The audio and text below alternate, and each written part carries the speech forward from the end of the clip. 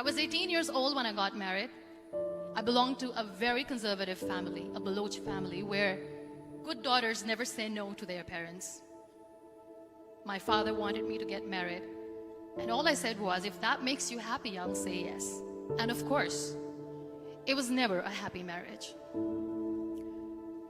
Just about after 2 years of getting married, about 9 years ago, I met a car accident. Somehow my husband fell asleep and the car fell in the ditch.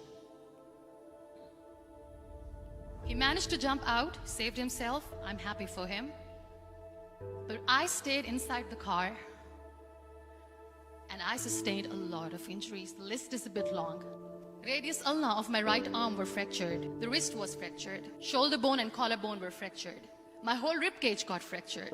But that injury that changed me and my life completely was the spine injury.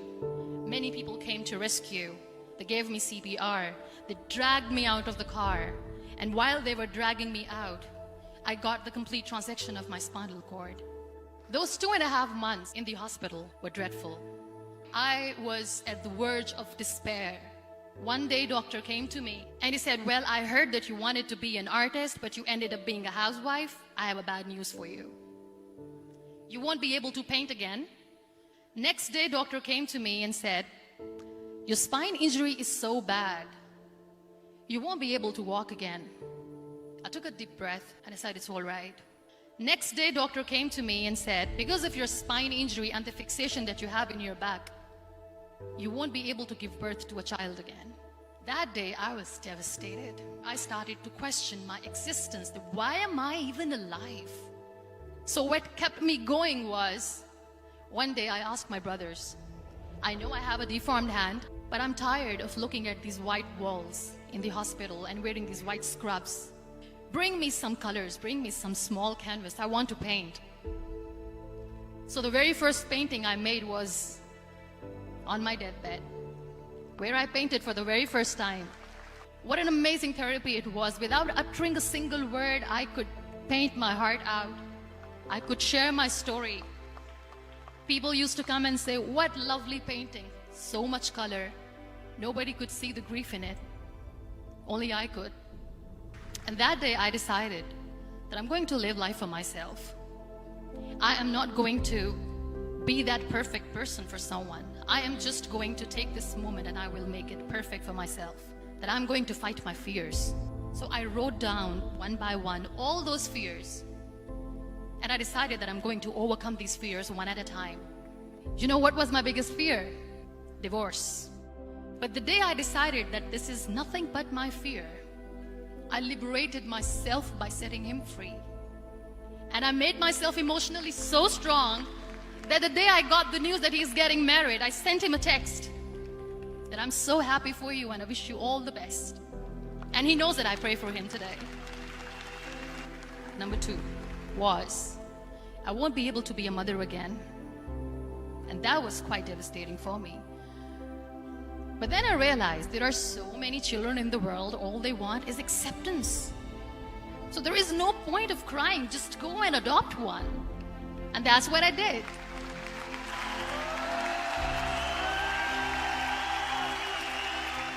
I gave my name in different organizations, different orphanages, and I waited patiently.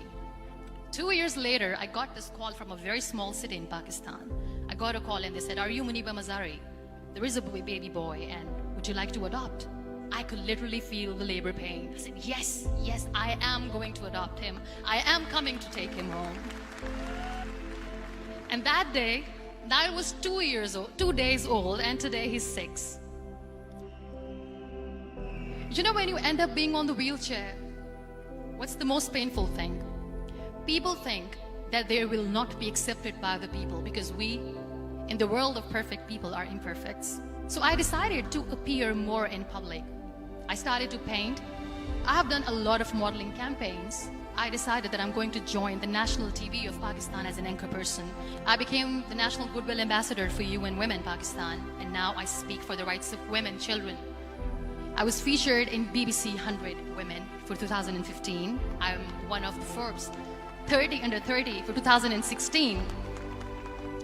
So when you accept yourself the way you are, the world recognizes you. It all starts from within. We have this amazing fantasy about life. This is how things should work. This is my plan. It should go as per my plan. If that doesn't happen, we give up. I never wanted to be on the wheelchair. Never thought of being on the wheelchair. This life is a test and a trial, and tests are never supposed to be easy. So when you're expecting ease from life, and life gives you lemons, then you make the lemonade, and then do not blame life for that. It is okay to be scared. It is okay to cry. Everything is okay, but giving up should not be an option.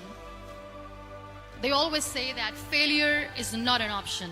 Failure should be an option, because when you fail, you get up, and then you fail, and then you get up, and that keeps you going. Embrace each and every breath that you are taking. Celebrate your life. Live it. Don't die before your death. Real happiness lies in gratitude. So be grateful, be alive, and live every moment.